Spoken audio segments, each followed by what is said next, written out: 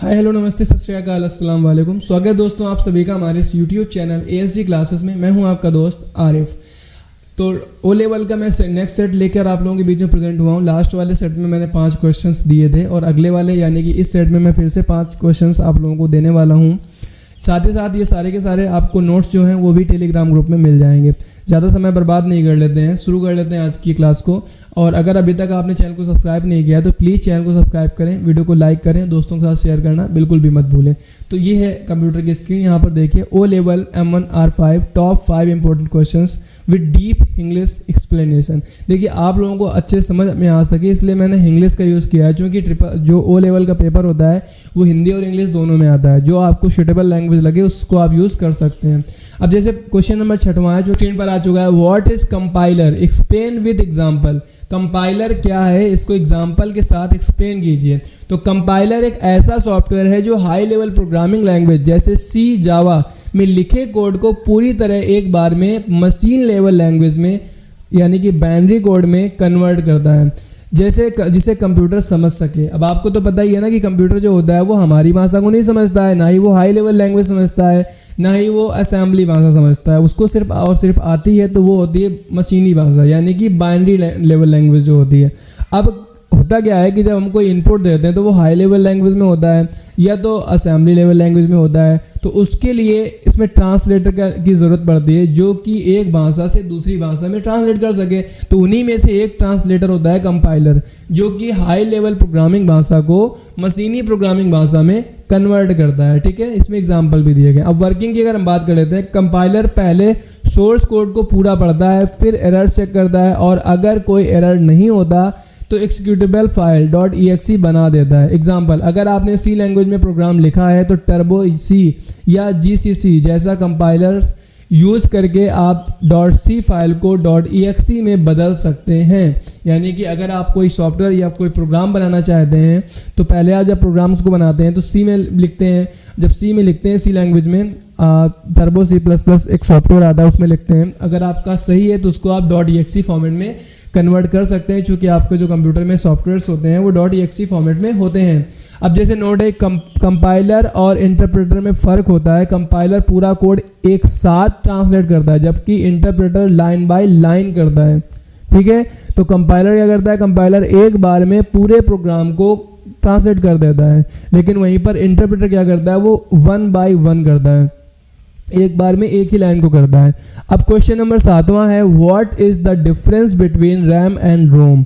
RAM और ROM के बीच में क्या अंतर है।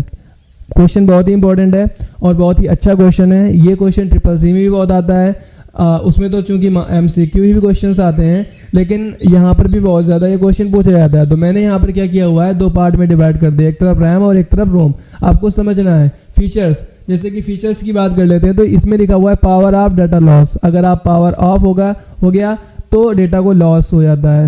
ये वोलाटाइल मेमोरी होती है और ये नॉन वोलाटाइल मेमोरी होती है, जो कि इसमें डेटा को ये डेटा सेफ रहता है, पावर ऑफ हो या ऑन हो। ठीक है, बट इसका डेटा जो होता है वो लॉस हो जाता है, किसका, रैम का।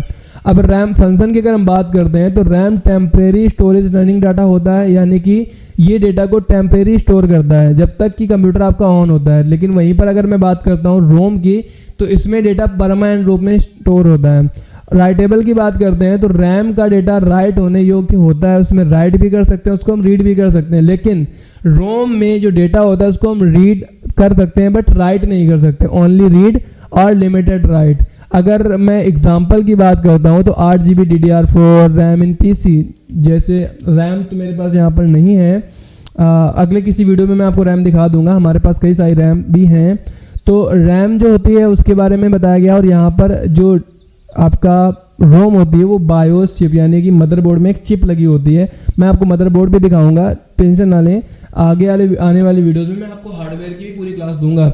अब अगर एक्सप्लेनेशन की बात करें तो रैम कंप्यूटर का शॉर्ट टर्म मेमोरी होता है जो प्रोग्राम चलाते वक्त काम करता है। रोम एक चिप होती है जिसमें बूटिंग प्रोसेस का प्रोग्राम होता है जो सिस्टम ऑन होने पर चालू होता है। यानी कि अगर आपके कंप्यूटर में रोम गड़बड़ है तो बूट नहीं करेगा कंप्यूटर, यानी कि ऑन नहीं होगा। तो इससे आप नॉर्मल रिपेयरिंग भी सीख सकते हैं। अब अगला क्वेश्चन है, what is the difference between compiler and interpreter. Interpreter और कंपाइलर में क्या अंतर है? देखिए पीछे मैंने थोड़ा सा समझाया हुआ था, यहाँ पर कंप्लीट क्वेश्चन पूछा गया है। तो अगर हम फीचर्स की बात करें तो वर्किंग स्टाइल, कंपाइलर की जो है वो पूरा प्रोग्राम एक साथ ट्रांसलेट करता है, जो मैंने आपको पीछे बताया था। लेकिन वहीं पर जो इंटरप्रेटर होता है वो एक बार में एक लाइन को ट्रांसलेट करता है। अब अगर स्पीड की बात करते हैं तो जब वो पूरा कंपाइलर एक बार में पूरा का पूरा प्रोग्राम ट्रांसलेट करेगा तो स्पीड डेफिनेटली इसकी ज़्यादा होगी। लेकिन वहीं पर इंटरप्रेटर की जो स्पीड होती है वो स्लो होती है, क्योंकि एक बार में ये सिर्फ एक लाइन को ही ट्रांसलेट करता है।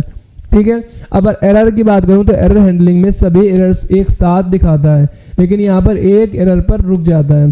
देखो इंटरप्रेटर क्या करेगा, क्योंकि एक बार में एक ही लाइन को ट्रांसलेट करता है तो वो एक ही एरर आएगी तो वहीं पर रुक जाएगा, आगे नहीं बढ़ेगा। पहले आपसे कहेगा इसको रिपेयर करें, सही करें। लेकिन वहीं पर अगर कंपाइलर की बात करें तो कंपाइलर एक ही बार में पूरे के पूरे प्रोग्राम को ट्रांसलेट करता है, तो एक ही बार में वो सारी की सारी एरर्स भी दिखा देता है। अब बात कर लेते हैं लैंग्वेज, कौन सी लैंग्वेज यूज़ होती है। तो कंपाइलर जो होता है उसमें C और C++ यूज़ होती है, लेकिन वहीं पर अगर हम इंटरप्रेटर की बात करें तो एग्जांपल है बहुत सारी और भी लैंग्वेजेस हैं। तो अगर मैं बात करता हूँ इंटरप्रेटर की तो उसमें पाइथन, जावास्क्रिप्ट जैसी भाषाएं यूज़ होती हैं। अब एग्जांपल, अगर आप C लैंग्वेज में लिख रहे हो तो कंपाइलर यूज़ होता है, पाइथन के लिए इंटरप्रेटर का यूज़ होता है। ठीक है, ओके। अब क्वेश्चन नंबर 9 है, explain the characteristics of computer. देखिए ये क्वेश्चंस मैं पिछले वाले वीडियो पे कवर कर चुका हूँ, इसके सारे के सारी चीज़ों को, तो इनको आप पिछले वाले वीडियो से प्रिपेयर कर लीजिएगा, तैयार कर लीजिएगा। ये हर एक चीज़ मैं बता चुका हूँ। क्वेश्चन नंबर 10वां है, what is operating system functions of OS। Operating system क्या है और OS के फंक्शंस बताइए। OS मतलब ऑपरेटिंग सिस्टम। तो अगर इसको मैं एक्सप्लेन करूं तो ऑपरेटिंग सिस्टम एक सिस्टम सॉफ्टवेयर होता है जो यूज़र और हार्डवेयर के बीच इंटरफेस का काम करता है। ठीक है, तो ऑपरेटिंग सिस्टम एक सिस्टम सॉफ्टवेयर होता है जो यूज़र और हार्डवेयर के बीच में इंटरफेस का कार्य करता है। फंक्शंस की अगर हम बात करें तो प्रोसेस मैनेजमेंट, प्रोग्राम को मैनेज करता है। मेमोरी मैनेजमेंट, रैम का एफिशिएंट यूज़ करता है। फाइल मैनेजमेंट, फाइल्स को क्रिएट, रीड, राइट, डिलीट करने देता है। Device management, input output device को कंट्रोल करता है। यूज़र इंटरफेस GUI या CLI प्रोवाइड करता है। एग्जांपल्स में आप देख सकते हैं विंडोज़, लिनक्स, मैक OS या एंड्रॉयड, ये आपके आते हैं। तो आज की क्लास में बस इतना ही। अगली क्लास में मैं आपके बीच में फिर से 5 क्वेश्चंस लेके प्रेजेंट करूंगा।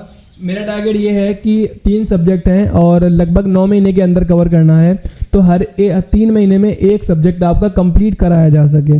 कोशिश ये रहेगी कि 7 महीने में आपका O लेवल का पूरा कोर्स कंप्लीट हो जाए। आगे आपको प्रोजेक्ट भी समझाने होंगे, तो इस वजह से कोई भी क्लास मिस मत कीजिएगा। थैंक यू सो मच, मिलते हैं हम अगले वीडियो में, तब तक अपना ख्याल रखें। Thank you.